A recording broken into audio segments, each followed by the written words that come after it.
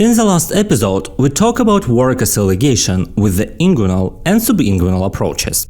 Today, let's take a closer look at the retroperitoneal approach.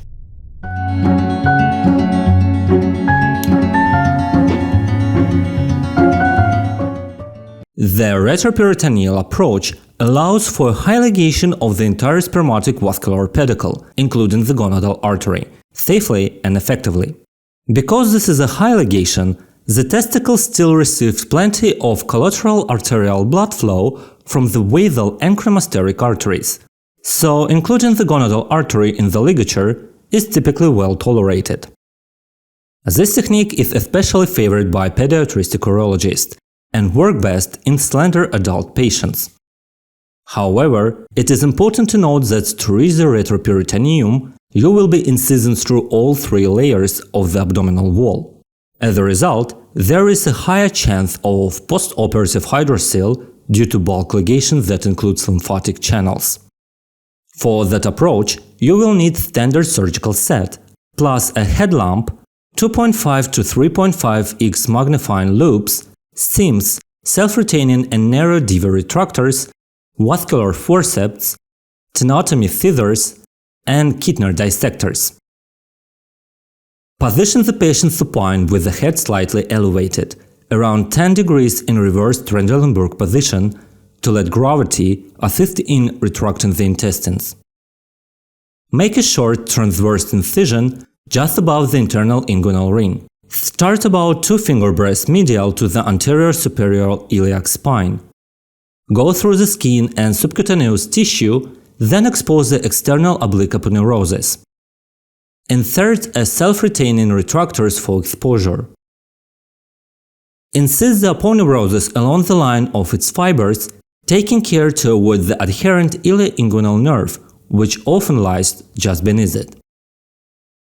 Once inside, bluntly split the internal oblique muscle using a curved clamp, then retract it cranially. Next, incise the transversus abdominis muscle to access the retroperitoneal space, usually 3 to 5 cm above and medial to the inguinal ligament. Using a Kittner dissector, gently push the peritoneum medially to expose the spermatic vessels within the retroperitoneal fat as they approach the vas deferens. You can also apply traction to the testis to help identify the cord structures. Insert narrow DV retractors to maintain exposure. Also keep in mind, retractors placed medially can obscure veins that are adherent to the posterior peritoneum, so adjust as needed.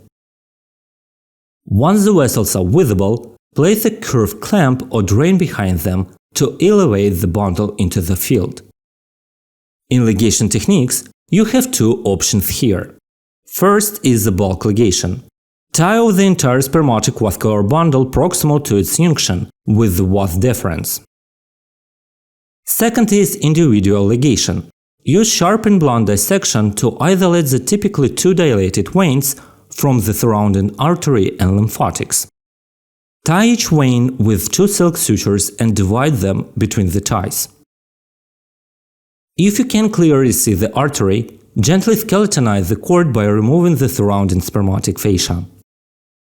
You can also drip diluted papaverine solution over the bundle to promote arterial dilation and visualize the pulsation.